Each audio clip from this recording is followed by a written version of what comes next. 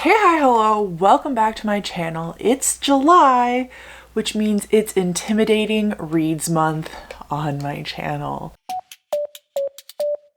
So this is something I started my first year on BookTube. So I made a list of 12 books that I was super intimidated by, didn't really tell anyone why I was making that list, and then 12 months later I reacted to the video and I tried to finish up all of the books that I hadn't read in time in order to post that video a year later.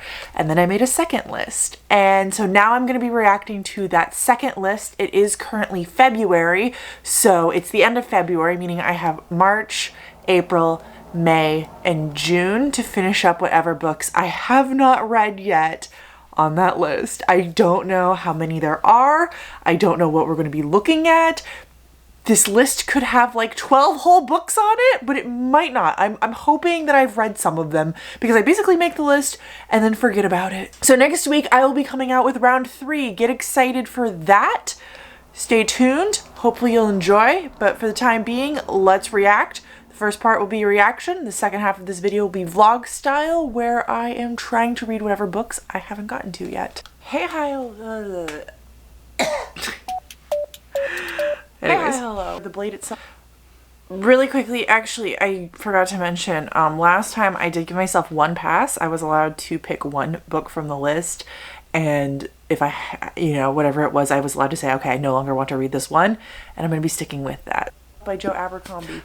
I've owned this book for so long. I've read it, and I loved it, and I've actually read the next 2 in the series, and they were fantastic. So glad I read these books. And Sanderson. I've read it and I didn't like it. It's probably the only Brandon Sanderson that I really did not like. Like, what the hell happens if I'm not as in love with it as I am in love with everything else in the cosmere? You know what happens if you're not as in love with it as you are with everything else in the cosmere is you literally move on with your life, because it happened, Amanda, and it sucked. Up next is Malice by John Gwynne. I've read it. I have book 2 and 3, but I have read this one. I rated it a 3.5. I'm actually curious enough to reread it at some point in my life, but not right now. On any more lists. I will be reading this book. Oh my god, I'm so afraid of this book. Up next, we have The Sword of Kagan. It's The Sword of Kagan, and I've read it, and I loved it. 5 stars. Phenomenal. In my top 5 books of all time. Favorite books of all time. I loved this book. I highly recommend you go check out this book. If you learn nothing else from this video, this book, this has my heart. Next, I have The Thousand Deaths of Ardor Ben. I've read it. Trust me, I've not read all the books in this video. Soon we're gonna hit some that I haven't read, but I've read this one and I didn't really care for it. And I actually have a reading vlog on my channel where I read the entire thing, and you can just watch my reaction to that book. It's not about how much I can read, it's about just reading this book. Next up, we have Son of the Storm. This one, I now own a physical copy of this book, have not read it. So this is first up on the list. Son of the Storm. I believe he is like a magician, studies history, never wants to go on an adventure, is forced to go on an adventure. Ichthar Falcon. I think that's the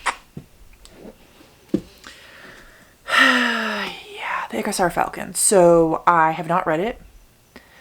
I would at this point need to reread book 1 in order to read this one, because I can barely remember book 1. This is the Chronicles of the Bitch Queen series, and I have no interest in rereading book 1. I rated it like a 4.5, but I've never wanted to go back and reread it. I think at one point in my life I will. So this will probably be my one free pass. Sephiroth's Hand. So I've started it, but I have not finished it. It's on pause.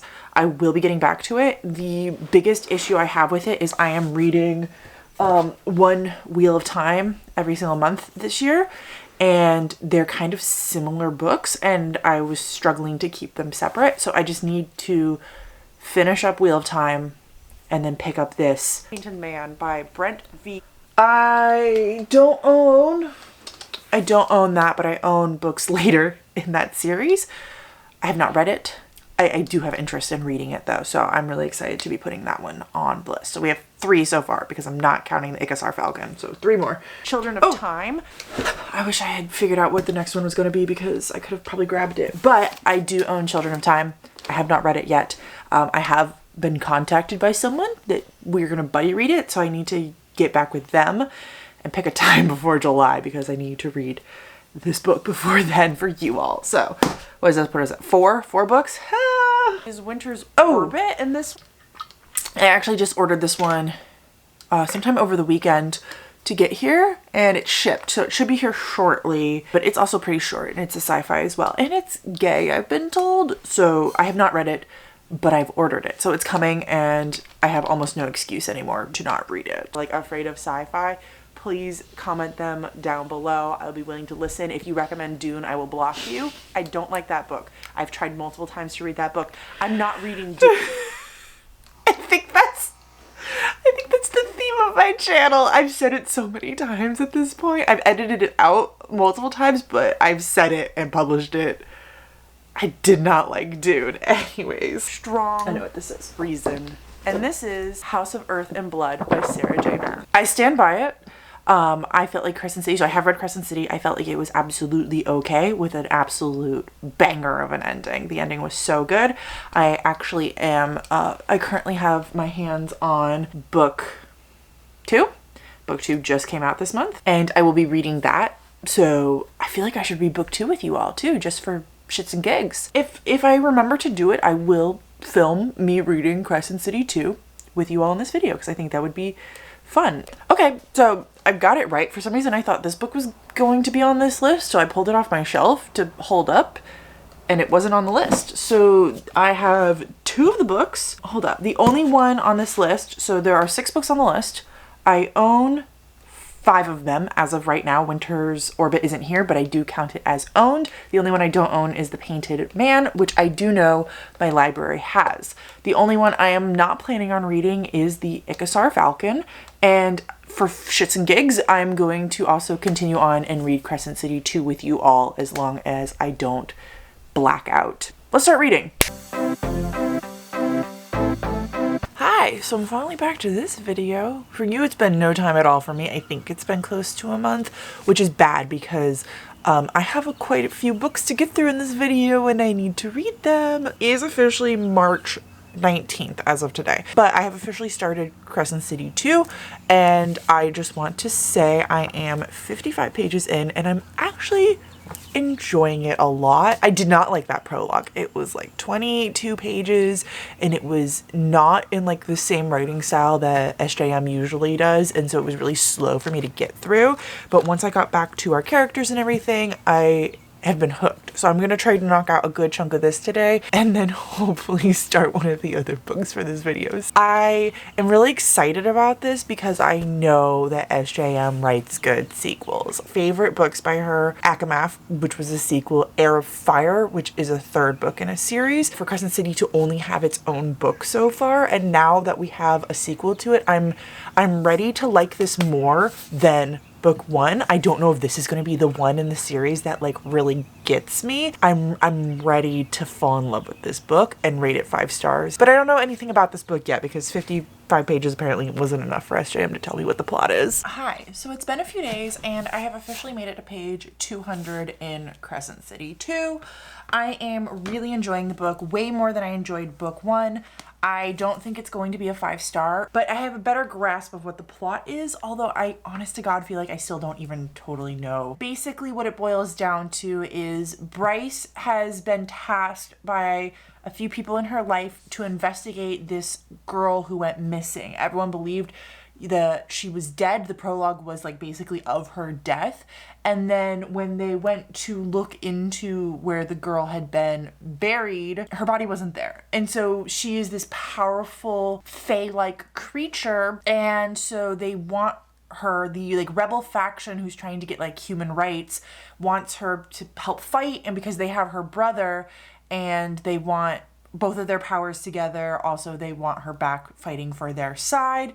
The people who killed her want her because, duh, that she has information, and Bryce's friends want her back because lots of different reasons. There's lots of people with lots of different reasons for wanting Sophie back. So Bryce is kind of in it because she thinks that this girl has a connection to Danica. She believes that this girl's younger brother, who's 13, is like missing, and a alone, and she feels bad for him, like being caught on the streets and having to try to survive by himself. Most of the book is really about like the interconnected relationships between Bryce and the other characters. There are so many goddamn male characters in this book. I like can't get over how many there are, but the story does take a bigger focus on Hunt and Bryce trying to build this relationship together. They are not dating at the start of this book, but they are definitely wanting to start dating soon. And then Bryce is also building up her relationship with Rune, who is her brother, and their cousin comes to town. He's like a distant cousin, and he came to town because their fathers basically betrothed Bryce and their cousin together. So she's trying to get away from that engagement, work with him when she has to, figure out more stuff about her gifts and her powers and her family. There's some other characters in here too. There's the mermaid from book 1, there's the cat demon from book 1, there's the werewolf from book 1, but that's kind of the main focus so far, the first 200 pages. Okay, so I finished this book. And by finished, I mean I had to skim read like 300 pages of it just to get to something interesting. I rated it 3 stars. I don't really know what to say. I have like too many and too few thoughts about this bad boy. I'm excited for where it's going, maybe. I don't know. The next book that SJM is going to be writing is going to be another ACOTAR book, and I'm way more invested in ACOTAR than I am in Crescent City. And honest to God, I kind of feel like I'm at the point where I might be putting ACOTAR on hold. Not ACOTAR, I'm going to finish ACOTAR the moment the books get released. I might be putting Crescent City on hold until all of the books have been published, and then just read the entire series, like kind of start over and just go through them. They are just too big and too slow, and I feel like the world building isn't helpful, and like not a lot happens in them, and I think that that's perfectly fine for people who like that, but that is not my preference, and I kind of need a little bit more going on and to be a little bit more invested in the characters and just to have something else besides like characters doing nothing for 800 pages and then ending with like a 20-page amazing finale. I also, though, after reading the ending, you know, I'm not sure if I'm going to be able to wait after the next ACOTAR book.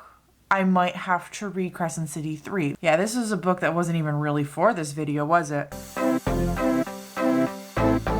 So I am sick. I woke up this morning not feeling well, and then I'm gonna take tomorrow off of work, kind of see how it goes. I'm not feeling horrible right now, which is really good, but I also have a lot of cold medicine in my body at the moment. I'm here to talk about a book. I also feel like we're really close to me, so let's back that up a little better. I'm here to talk about Son of the Storm, which I am 100 pages into and I'm really, really enjoying. I just want to warn you that while I'm reading this book, I will be on cold meds pretty much the entire time. Some of my reactions might be weird, and I'm sorry about that. But right now I am like kind of wearing off my last set of cold meds before I move into taking them for the evening, so I'm kind of more lucid than I normally am. Also, a friendly reminder to drink your water. Son of the Storm is a Nigerian inspired fantasy world. Where I'm at, the fantasy element has only just been introduced to the world. Up until now, there has been like no magic or no variation really from what could have in theory been our world, although it was very, very different from our world. I am really, really enjoying this book. I think it's so good. It's heavy politics, heavy world building. There's a lot of exposition, and there's really not a lot of moving forward with the plot. Like where I'm at, I've only just been introduced to the plot that was written on the back. And like I said, I'm 100 pages in, so I'm over 25% through this book already. I am liking it. Possibly enough to rate it 5 stars. Before I tell you what it is about specifically, I do want to say that it reminds me ever so slightly of, where'd it go? Oh, The Bone Season by Samantha Shannon. And literally the only reason why I connect these two books together is because I had a very similar experience when reading that one, which is there's not a ton of plot. It's very world building heavy, and yet the world building and the culture and whatever you're a part of is not explained to you very well. So most of the book, you're kind of confused how these things work and how the world works. And then also it's very politically heavy. Most of the story takes place just kind of in conversation between people because it is more about this political thing happening than like a big plot happening. So we are following a few different characters. It is multiple POV. There has been some queer rep, actually. I wasn't expecting that, so that was very nice.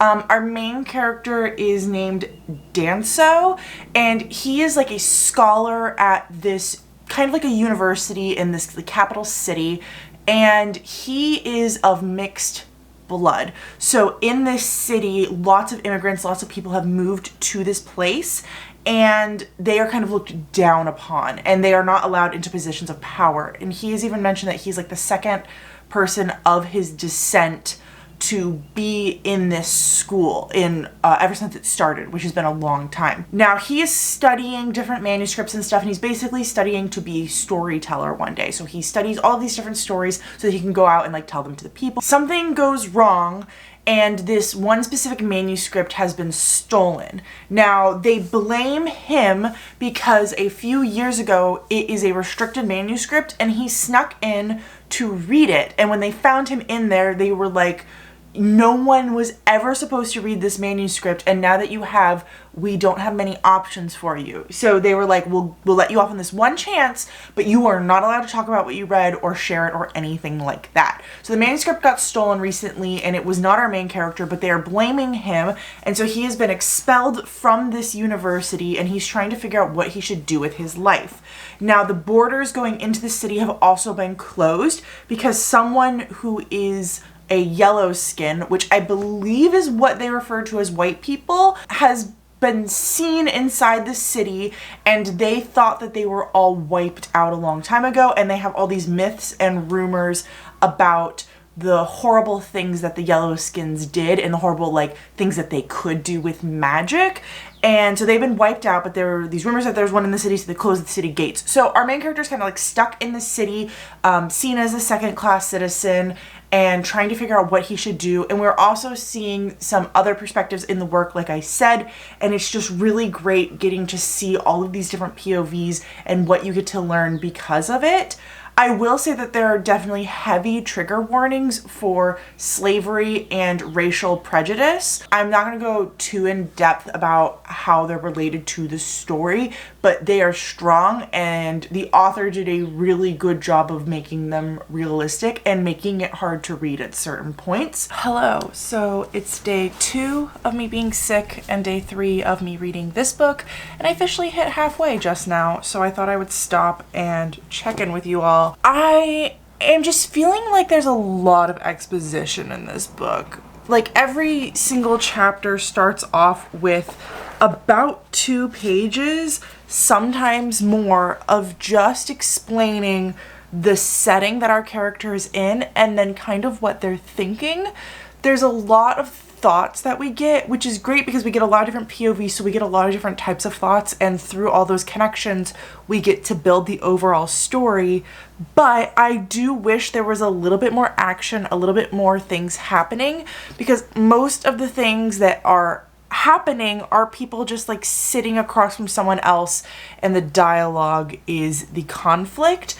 And I said earlier that I was enjoying the slow politicalness of the story, and I still am, but I feel like with that, there are still some parts of this book that are extraneous and are just exposition and aren't really aiding to that. And I feel like this book could have been cut down a lot, or other things could have been explored, or just something could have happened on top of all this political intrigue. I am still enjoying it, although I'm definitely slowing down a bit now because it's harder for me to want to keep reading when I know at the start of every single chapter, which the chapters are only like 5 to 10 pages. Most of them are actually closer to 5 than they are to 10. I'm going to get 2 or 3 pages where it's not really going to be anything. It's just going to be world building. and it feels like it's just kind of world building for world building's sake at this point. In the beginning, it was very helpful because it was teaching me things and I was starting to understand this world, but at this point, I feel like I've understood the world. I really am starting to get it, and I don't need all of this explained to me again every single chapter. Day questionable. I don't remember how long it's been since I got sick. So it's only been a day since I've talked to you all, and I just don't remember what I said yesterday. I'm officially 60% through this book, and I think I'm gonna DNF it. I have just been struggling for the past 150 pages to find any enjoyment in it, and I am so upset because I was loving it in the beginning. Like I told you guys, I thought it might be a 5-star. I'm DNFing it. So I made it to page 275, which is like part 3 of the book. So we've hit our 3rd location, and I have looked ahead to see when we hit part 4, and it's really far from now because I was like, maybe I'll just try to hit part 4 and see if it gets any better. But when I was looking to see when part 4 was, I was noticing that our main character, Danzo, doesn't have a single chapter in between part 3 and part 4. And I'm telling you guys, like it's over 100, it's 125 pages away. And then they've introduced 2 new characters in this section, and I just don't care about them, and I don't want to read 125 pages of the girl who is back in the hometown and then these new people. Like, that just seems like a bad decision to me, to get me like invested in a certain character and then not have that character from 60 to 80% through your book. One of the things that was really starting to frustrate me is that Danzo kind of was having a little bit of an insta-love. I wouldn't necessarily say he was in love with the, sorry, the lawn people are here, in love with the woman that he saved, the yellow skin, but he was definitely infatuated with her, and he definitely put her needs above the needs of his second, which is basically a servant and someone who has to like make sure that you're okay. But the thing is, when we're first introduced to Danzo's second, he is introduced as like Danzo's best friend, and that Danzo's father doesn't want them to act that way. And the second, his name is Zach, he does have his own POV. He's very frustrated with Danzo because he gave up so much of his life to make sure that Danzo could be where he is at right now, and Danzo is now putting the needs and wants of this yellow-skinned woman that he just met above his servant Zach's needs and wants, and isn't even considering his life or what would happen to him if all of these things went wrong. It's basically like if they were to be captured after helping this yellow-skinned, Danzo would be reprimanded, but Zach would be executed. And it's not fair that Danzo is treating Zach this way, and Zach literally doesn't have an option in it. He has to serve his master, because if he doesn't serve his master in these awful rebellious things, then he can be executed for disobeying his master. But if he follows what his master is wanting him to do, he will be executed for doing these things. Fun. I know that that is like a point that the author is trying to make, and I understand that that's part of the conversation of this story, and that on itself does, like, yes, it annoys me and I'm frustrated, but I'm supposed to be frustrated and annoyed, so that's good. That's what the author wants. But I'm getting so frustrated and annoyed with so many other things in this book, and it's just the heavy exposition that I cannot get through. Like, I need there to be a little bit more than just every single chapter starts, I've already told you, with 3 pages of just describing where we got to in this chapter, and I'm done with it.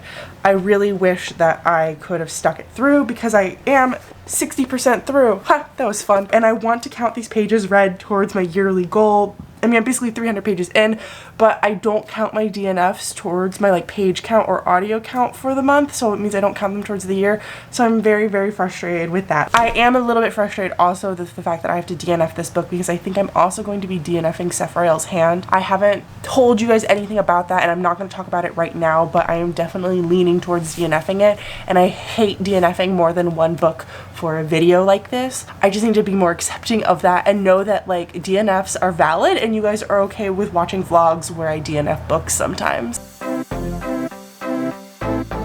Hello Hello! So I've started my next book for this reading challenge, which is Winter's Orbit. I don't know where I am in the physical copy because I bought the physical copy thinking that I was going to physically read it, and I started the book and I couldn't comprehend the words. I don't know what happened, to be honest. So my library had the audiobook, so I picked up the audiobook and I was struggling for a good chapter.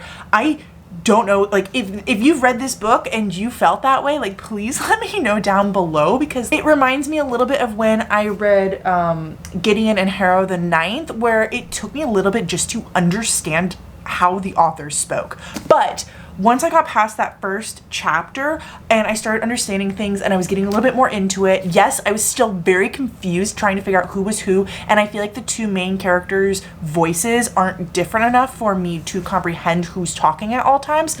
But once I got past that first chapter and I was a little bit more into it, even though I was very confused, I started loving it. I'm really enjoying it so far, and I'm glad I'm reading it, and I'm glad I didn't quit in that first chapter when I was epically confused. Look at that, we both got yellow on today. That would be a really fun thumbnail. Too bad it's not going to be it. Winter's Orbit is about, I don't know who's who, to be honest. One of these boys, his husband died, and his husband and him were in an arranged marriage of political convenience, connecting the empire to one of its outlying alliances. So the empire is ruled by this emperor. She rules over all of these different planets, and they're taking over a bunch of other different planets. Now, one of her family members had been married to the boy, and he died, and so in order to keep that alliance going, they have to marry him off to another one of their family members. We're kind of following both of them, which is great because we get to see both of their awkwardness in this arranged marriage, and they have to be forced in, they find out the news that they're going to be married. I think Tom died a few months before, and they find out the news, and then they're married the next day, and they literally forced to live together, forced to be buddy with each other in the news. So you kind of get this forced proximity along with arranged marriage also make it gay. Both of these boys are just such sweethearts, and they're both so nervous about doing the wrong thing, and they both genuinely care about the other person as a human being and want to make sure that they're comfortable and they're okay.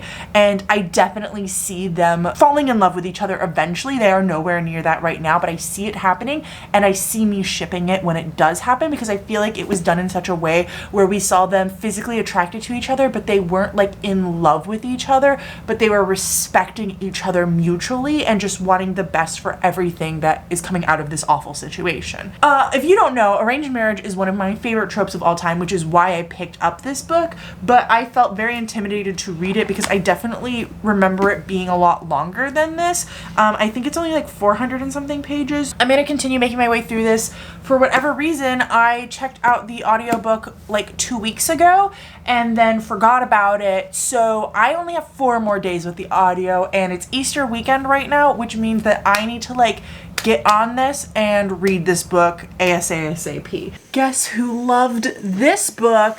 If you said me, you'd be correct. I think I was around 30% when I last talked to you guys, and I've been really busy the past few days, so I actually wasn't able to read any of Winter's Orbit. And then I got a notification on my phone that my library hold was due today. So I had 12 hours to listen to. I listened on times 2 speed, and I actually got the notification late last night, so I listened for an hour last night and then 5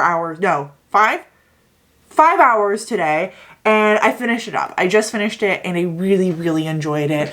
I loved the chemistry between our main 2 characters. I loved the banter. I loved seeing the goofball be in love with the follows the rules stickler antisocial one. I loved seeing how they grew to care for each other and how important they became for each other, and just the reveals and the understandings of their backstories. They felt like such real people to me, and I was just gushing the entire time, and I felt like I had this dumb smile on my face for the majority of me reading it. I will say I do have some small complaints, some things that I think could have been done to make the book better, but they did not take away from my enjoyment of the book, and I did not think that they were strong enough to lower my rating. So I did rate the book 5 stars.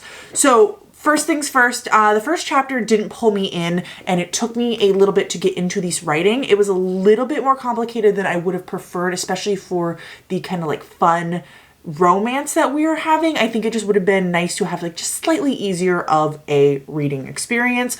Also, I think the narrator spoke too quietly, which is just like a personal preference, but I had my phone all the way up and I would have it like next to me while I would be working and I couldn't hear it. I had to have headphones in order to understand what the narrator was saying, which is like nothing against the book. That's against the narrator, to be honest. I also think that I had a little bit of a hard time telling the voices apart from the two main characters, which is really interesting because they are very, very different people. So their personalities and everything are so different. It's just that both of them are so observant that we would get observations of what the other one was feeling, thinking, or doing. So I wasn't always sure who was actually being the POV and who, if they were like noticing someone else's thoughts or opinions, or if they were the other person POV. So I would have liked some more distinction between the two characters talking, maybe have a second narrator, or maybe have like chapter starters to tell me which chapter we're going into, who it is that is talking or who it is that is thinking, or maybe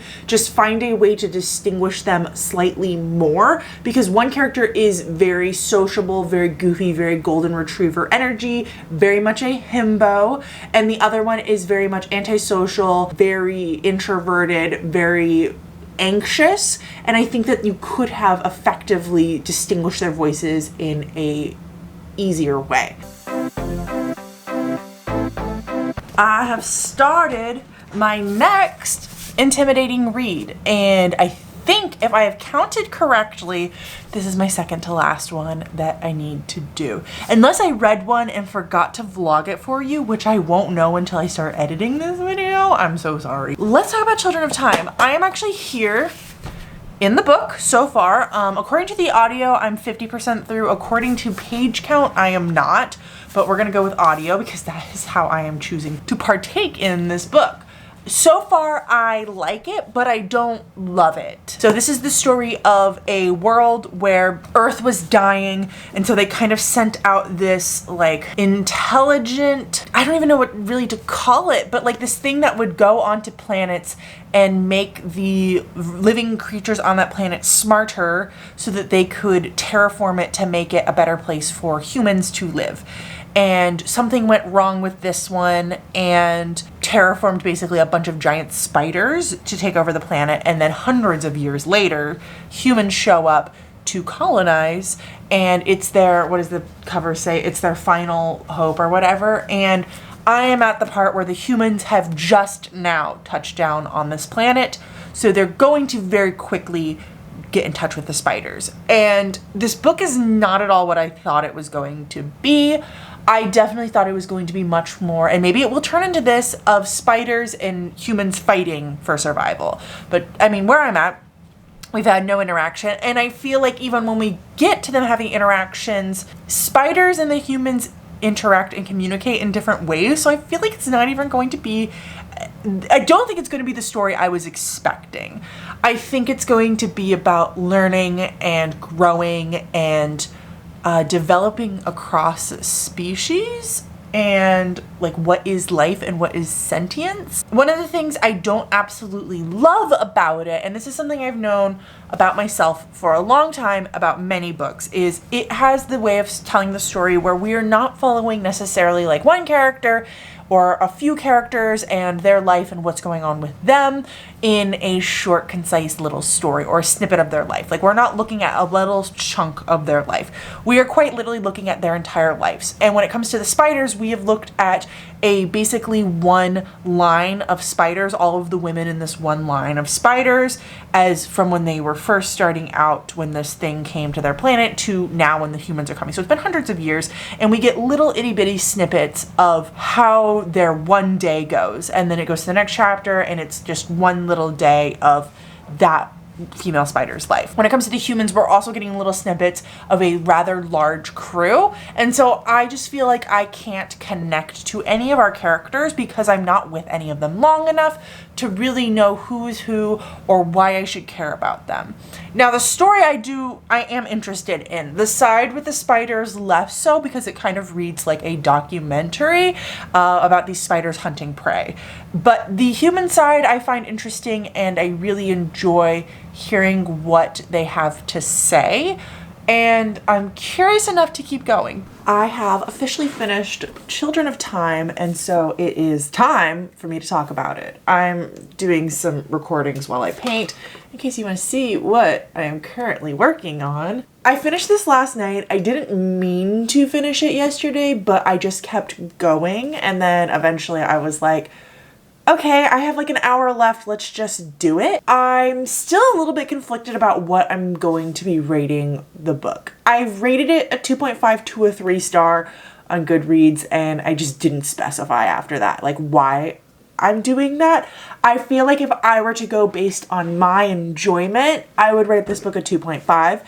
But if I were to go based on the quality of the book, I would go into a 3 star. Like basically, I think that for me it's a 2.5, but for the rest of the world, I would rate it a 3. Things that just like kept me from getting into the book are what I talked about earlier, where it's just this like documentary style over millennia of peoples, and I just felt like I couldn't connect to any of the characters. I also felt very lost and confused at certain points as to who was who, because you know you're following these people's grandkids and their great grandkids, and I'm like, okay, wait a second, what? There's just like lots of that kind of confusion. And then there's, in the spider community, there is this matriarchal society, and I really wanted this author to talk more about that. But the more I learned about this matriarchal society, the more I realized it was literally just a patriarchy where you swapped the genders. There was absolutely nothing different between the spider matriarchy and a current day patriarchy, except that females were in control. And you might be asking yourself, like, okay, what does she mean by that? Like, because clearly if women are in control, if females are the leaders, that's not a patriarchy. The way this society was set up was the stronger and the bigger sex was in control. They took what they wanted from the smaller, weaker sex. Oftentimes that was sex, oftentimes that was children, oftentimes that was knowledge. They used them as slaves, they used them however they wanted to. If a male in this society died, they often didn't care that much about it, unless it was a male that directly affected a female in this society.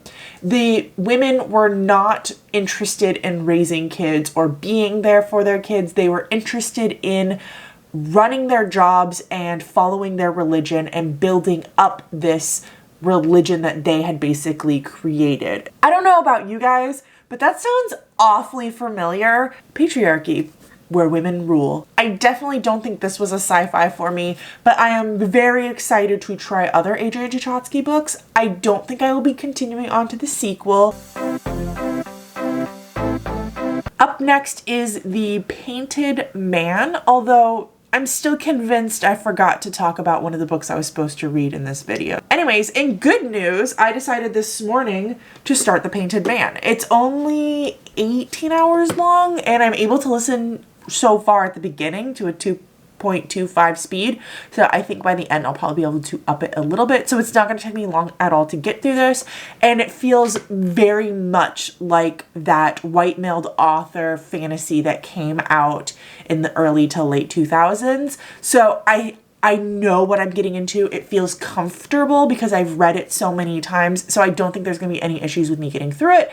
So far, though, I am enjoying it. I'm in like chapter 2, and I think I'm like, how far along am I? I'm 8% through. The chapters are very long, over an hour each, so that's not my personal preference. I don't have any plot for you yet, but I am still learning about the world and kind of how it was structured. Basically, there are demons that are loose, and I don't think it's every night, but at night, sometimes they come and just attack people and kill them. And these people have learned about these wards that you can put on buildings or around like your area, and it'll protect you, and the demons won't be able to enter into those warded areas. Now, just because I have seen the cover of this book, it might not be the cover I'm showing, but there is a very particular cover where you can see the main character is covered in wards. I'm assuming he is going to become a fighter and is going to cover himself in wards and go off and fight the demons. Because where I'm at, I think he's 11 years old, and he is just watching a demon attack his like city. He didn't actually see it, but he's seeing the aftermath. And then this like messenger came to town and is helping them clean up, and he's learning from the messenger about this culture who lives in the desert who fights back against demons, and he's definitely very interested in that concept. So I think that's where we're going to be going with this one. So I've been making some progress in The Warded Man. I didn't mean to be listening as long as I was, but I was just kind of in the zone painting, and it was playing, and I've made it to 30%.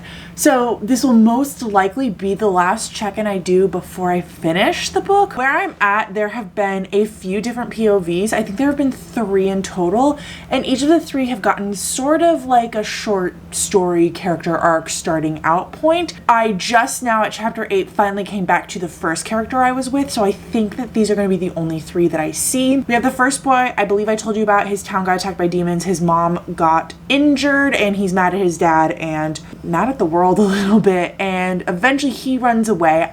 He's the one I'm assuming at some point is going to become the Warded Man. No proof though, maybe it'll be someone else. Then we are following this young girl. She's 13 and she lives in this town, and she's like super excited to get married one day until she starts to hear about this calling where she could become, I can't remember the word they use, but it's basically like a medicine woman. And so she starts thinking about that more, and as she's thinking about that future a little bit more, the boy who she's promised to starts to show his true colors, and so she thinks she no longer wants to marry him, and lots of things happen with them, but I'll leave it at that. And then I just got like this young boy whose entire village basically got destroyed by demons at night. And this, I can't remember what they're called in this book, but it's basically like a jester who goes town to town, was only able to save him. And so he's kind of barely surviving on the road. So the world that we are in is cursed by demons who attack only at night and can only come out when the sun is down. And there are lots of different types of demons, although I'm not very familiar with them yet. And they are able to be kept off if you use wards to protect your area. I think I talked about that briefly with you all. So I'm hoping I learn more about the wards. I'm hoping that more is explained to me as we go on, because I don't know a ton yet, to be honest. I'm enjoying the book. I am. It's definitely not like a new favorite or anything, but so far the story is pretty good, and I don't have any like super major complaints. I wish the chapters weren't so uneven. Like some of them are 2 hours long, and then some of them are about 20 minutes long. So that's like a personal preference though, but there's nothing pulling me in really. I'm like listening to so much of it because I'm doing stuff where I kind of want an audiobook playing. Hello, so let's talk about The Warded Man. I did finish it this morning. It is perfect timing, and I think I figured out which books I forgot to talk to you guys about. So I finished The Warded Man. I am so conflicted about this book because I genuinely had a good time reading it, but I have a lot of issues with it. Some of the issues have to do with how the story is constructed and built, and some of the issues have to do with the problematic nature of the story. I knew going into it, it was a white authored male fantasy book. I knew there were going to be problematic elements. Point to a book that doesn't have problematic elements, and I will point to a book written by a minority of some type. Really though, found it an enjoyable read, and even after everything I'm about to say, including the rating, I will be continuing on to book 2. I am curious enough, and I liked it enough, and I'm hoping that the author used this as like a stepping stone into the next one, but we'll see.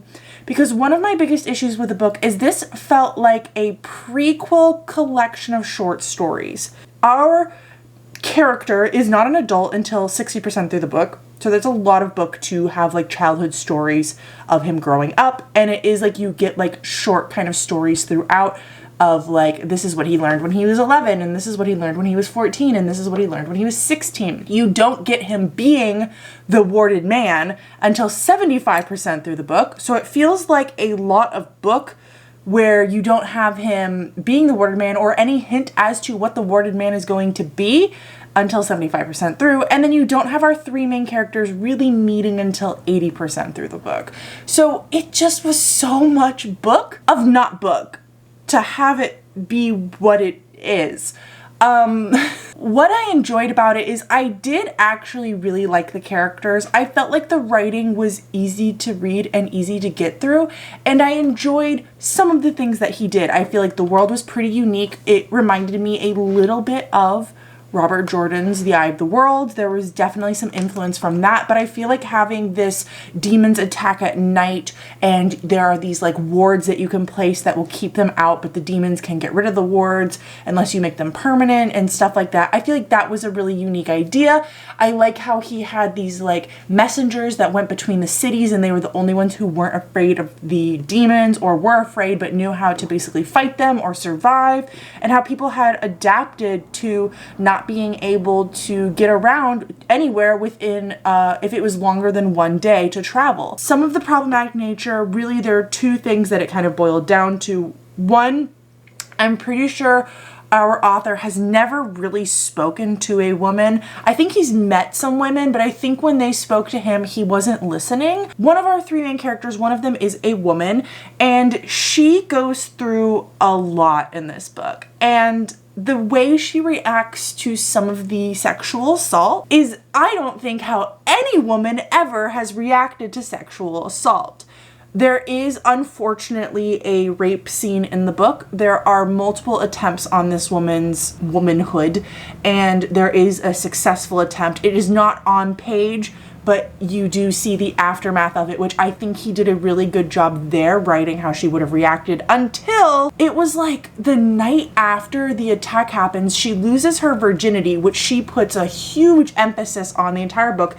Even though other women in her life are literally telling her it doesn't matter, she is like obsessed with her own virginity, and the night after she loses her virginity to a violent gang rape, she decides to be with someone she likes, which I can't argue wanting to, like, you finally had sex, you want to finally have it in a good way. I understand that. I just know that the way he described how her body was, she was not ready for any physical interaction. And then she has it with someone that she quite literally met earlier that day. So it's not even like she has a connection with this person. And then that person mentions that they really don't have any experience with sex. She doesn't have really any experience with sex, but she has a lot of pleasure from this sexual experience. And let me remind you one more time that her body was just like thrown through the ringer. So there's that. And then there's also the people in her town. She is supposed to be this beautiful woman. So the people in her town make a lot of passes on her. And I think that the way she reacted to some of those passes, like for instance, there was this old man who liked to like pinch her butt and like kind of like make lewd comments to her. And she would literally just be like, ha ha ha, what an old man he is. I've never known a woman to react like that. And then second, she goes off with a messenger the first time she's traveling, and he attempts every single night to get with her. She doesn't want it. She tells him no repeatedly. So she drugs him, not so that he's asleep, but so that he can't perform. I just personally would have killed him. I know that he's getting you to the other town. I know that killing someone is like a big step.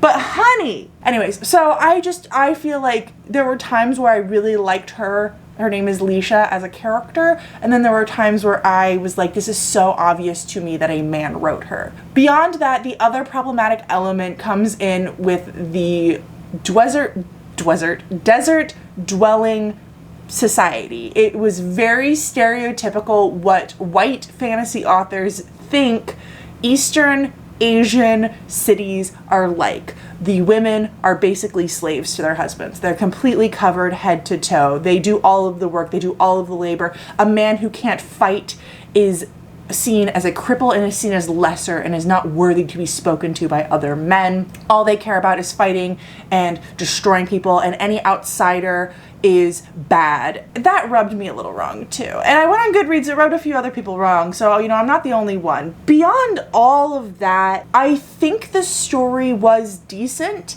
I think there were a few structural issues. I think that I would have changed some things in my personal opinion, but I enjoyed it. I rated it 3 stars. I don't understand. Like, normally when this many things bother me in a book, I won't be moving on. But I enjoyed a lot of the story, and I do think that the writing wasn't bad, and I just think that Peter V. Brett needs to have a conversation with a woman before he writes another one. It's the end of this video, and I did forget a book. I forgot a book the entire time. And the reason why I forgot to talk about this book is because I was reading it back in January, and it's July right now, and I was reading it at the same time that I started Wheel of Time, and so I was getting very confused between the two of them, and I decided to set this one down to continue on with Wheel of Time. And I tried to pick this book back up again, but I found myself in the past few months in a major fantasy slump, and only recently, meaning like the last 2-3 weeks, have I gotten really out of that, and now I'm like embracing and loving fantasy again. Would love to try this book again, but I did technically DNF Sephiroth's Hand. Hard DNF. I tried it twice, and both times I was like, I can't do this. There was something about the way that the author talked about some of the women in the book that just left me with kind of a bad taste in my mouth, and I can't even point to anything in particular because it's been so long now. I had been so looking forward to this book for so long now, but it just wasn't clicking for me. So I also think one of the reasons is because it is dual POV, and one of the POVs I really liked, and that was Trell, and then the other POV I really couldn't stand. Wait, did I get that backwards? Was Trell the one I liked? Or did I not like Trell? And I felt like I was stuck for so long with the character that I didn't like that I was like, why am I stuck with this? Why am I stuck with this person? I want to go back to the character I care about. But I figured I needed to read the whole book in order to understand things. Maybe that's not true. Maybe I should just go read the book and like skip every single chapter where it's someone I don't care about. That's a way to read a book, my dude. I haven't talked about this book, so you guys don't know what this book is about, but it is a high epic fantasy. It is written by a woman, which was one of the reasons why I was really excited to get to it. And it does have that like stereotypical fantasy feel to it, so that was really nice to have. It reminded me a lot of Wheel of Time, but it basically, we're following 2 different characters. One of them, who may or may not be Trell, is this person who is living in the desert and has absolutely no memories from before they woke up like 4 years ago, and they're trying to figure out who they are, and they're fighting in a battle, and they're trying to figure things out. That's the character I don't care about. Now, the character I was really liking was this character who is like this prince. He may or may not be Trell as well, who knows, and he was on this journey with his best friend, and he has to return home because his brothers have all been killed and he's next in line, and he keeps noticing like that they're underneath the constellation Sephiroth's Hand, which is where this comes from, and that's kind of an omen of bad luck. And when they're on their way home, their caravan gets stopped. His best friend gets murdered in front of him, and he gets captured and he's taken away. And I was so into that. Maybe one day I'll start over and try it again. Maybe not. Books are fluid, and just because I DNF them now doesn't mean they're DNF forever. But for now, Sephiroth's Hand is DNF'd, and we are at the end of this video. This is one of my favorite videos to film every single year. I get so excited about Intimidating Reads Month. Next week, we will be having the list for round 3. It's actually quite funny. I just pulled up my list to take a peek at, and I wrote it like 2 months ago, and since then I've read 4 of the books on the list, so I'm gonna have to redo that list a little bit. But let's talk about how this video went. So out of the 12 books, I did read or attempt to read 11 of them, and I'm pretty happy with that. The only one I didn't get to was the Icosar Falcon, which I allowed myself 1 free skip, and that was the one I chose to skip. And I will one day go and read it. I fully want to, but what's going to happen is I'm going to read the entire series as a whole one day, and I'm just waiting until I am in the mood to reread book 1. Starting from the top, The Blade itself, I loved. I rated 5 stars. Elantris, I hated. I rated it 2 stars. Malice by John Gwynne, I rated it like a 3.5. It was okay. Since I talked to you at the beginning of this video, I have decided not to continue on with any more John Gwynne books. Just a personal preference. Nothing against him. I think he's a rather fine author. I just have not felt connected to any of his stories, so I won't be doing it. Unless like one comes out that just sounds amazing. Of course, like I'll be willing, I'm open. I'm just not choosing. Next, Sword of Kaigen, 5 stars. Loved it. Favorite of all time. Absolutely adored that book. The Thousand Deaths of Ardor Ben, I think I gave it like a 2.5. Didn't absolutely love that bad boy. Son of the Storm, I DNF'd at 60% and wish that they could have kept going, but I fully stand by that DNF and I'm glad I chose to do it. Sephiroth's Hand was also a DNF. One day, maybe not, but as for right now, I'm just not vibing with it. The Painted Man or The Warded Man, it does have 2 titles depending on if you're in the UK or the US. Rather enjoyed it, had a lot of issues with it. I rated it 3 stars. I will be continuing on to the sequel though, so I'm really excited about that. Winter's Orbit, absolutely adored. Can't wait. The sequel's coming out later this year and I think it's going to be so good. I rated it 5 stars. Children of Time, I rated a 2.5 at the end and I had some really mixed feelings about. My major critique is that I was bored through most of the story. And then House of Earth and Blood, I had previously read, so it was a 3.5, and then I decided to vlog with you my experience of reading Sky and Breath, I think is the sequel's name, and I rated that one a 2 star and was not happy with it. So that's it for Intimidating Reads for 2022. I'm so grateful if you made it to the end of this video. Like, leave me a book stack emoji. I'm so excited for round 3. I have some really intimidating, really exciting books to pick up. I need to go pick out 4 new ones and I can't wait. I can't wait. And I hope that you guys like this challenge and like this video. My favorite videos are the ones that take a lot of time into them. So like this one or the one where I read sci-fi for 6 months. Like I love these. So I hope you do too. And if you did, please leave me a like. It helps out so much. And I don't remember how my outro goes, but until next time, I'll talk to you in the comments. Bye!